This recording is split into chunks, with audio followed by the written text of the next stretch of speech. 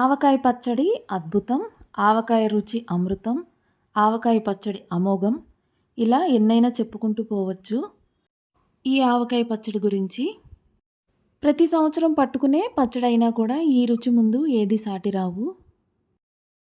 KG లెక్కన గిన్నె కొలతతో నేను ప్రిపేర్ చేసే ప్రాసెస్‌ని ఒకసారి చూడండి ఫ్రెండ్స్. నచ్చితే లైక్ చేయండి. కొత్తగా చూస్తున్నవారు please subscribe. Hi friends, welcome back to my channel. ముందుగా పచ్చడికి కావలసిన ఉప్పు, ఆవాలు, మెంతులు, వెల్లుల్లిని 2 గంటల పాటు ఎండలో పెట్టుకోవాలి.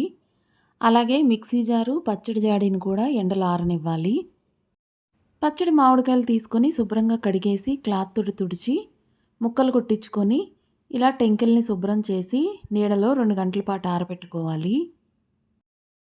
2 కేజీల మామిడికాయ ముక్కల కోసం 100 గ్రాముల ఆవాలు, 50 గ్రాముల మెంతుల్ని కడాయిలోకి తీసుకొని స్టవ్ని లో ఫ్లేమ్లో ఉంచి దోరగా వేయించుకోవాలి. 2 వంతుల ఆవాలు, 1 వంతు మెంతులు తీసుకుంటే పచ్చడి రుచి, వాసన 2 బాగుంటాయి. చల్లారిన తర్వాత మిక్సీ జార్లోకి తీసుకొని బరకగా పొడి చేసుకోవాలి. ఎండలో పెట్టిన గళ్ళుప్పు కూడా మిక్సీ జార్లో వేసి పొడి చేసుకొని ప్లేట్లో వేసి మరి కాసేపు ఆరనివ్వాలి. అప్పుడు ఉప్పు పొడి పొడిగా అవుతుంది. ఇవన్నీ రెడీగా పెట్టుకున్న తర్వాత బేషన్లోకి మామిడికాయ ముక్కలను తీసుకోవాలి.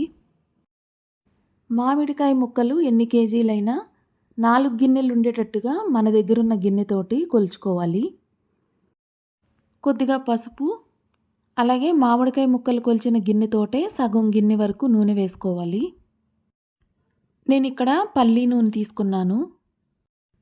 పసుపు, పల్లి నూనె ముక్కలన్నిటికీ పట్టేలాగున బాగా కలిపేసి 10 నిమిషాల పాటు అలా వదిలేయాలి. ఇలా చేయడం వలన ముక్క మెత్తబడిపోకుండా ఎన్ని రోజులైనా కూడా గట్టిగానే ఉంటుంది. ఆవకాయ పచ్చడికి ఉపయోగించే కారంను అరకిలో తీసుకున్నాను.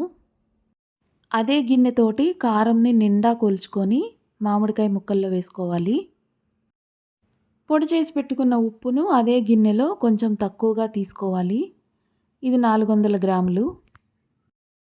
100 గ్రాముల ఆవాలు, 50 గ్రాముల మెంతులతోటి చేసిన ఆవాలు, మెంతి పొడి ఇలా గిన్నెకి సగం వరకు వచ్చింది. అది కూడా వేసేసుకోవాలి.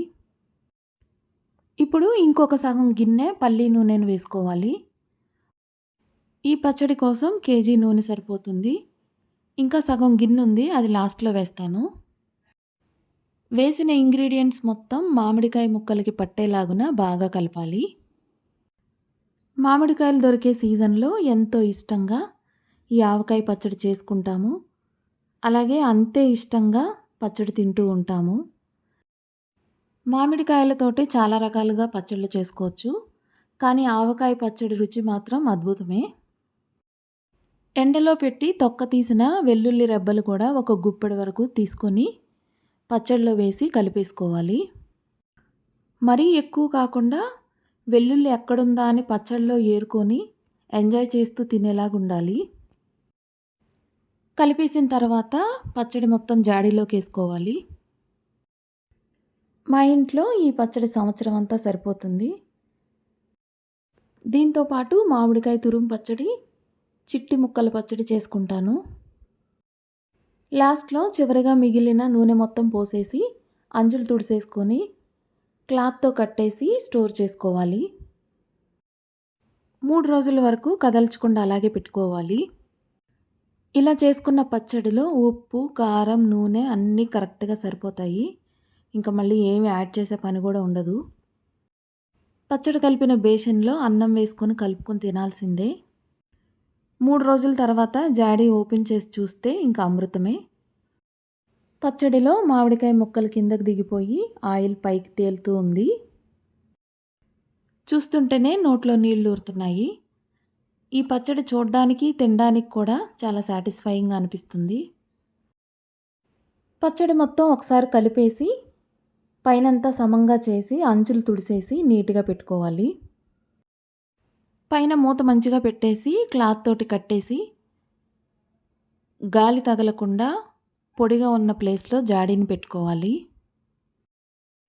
ఆవకాయ పచ్చడి చేసుకునే ప్రాసెస్ అందరికీ తెలిసినదే అయినప్పటికీ మా పచ్చడి బాగుందనిపిస్తే లైక్ చేయండి ఫ్రెండ్స్. కొత్తగా చూస్తున్నవారు ప్లీజ్ సబ్స్క్రైబ్. కొద్దిగా పచ్చడిని చిన్న జాడీలోకి తీసుకొని పెద్ద జాడీని జాగ్రత్తగా పెట్టుకోవాలి. Thanks for watching friends.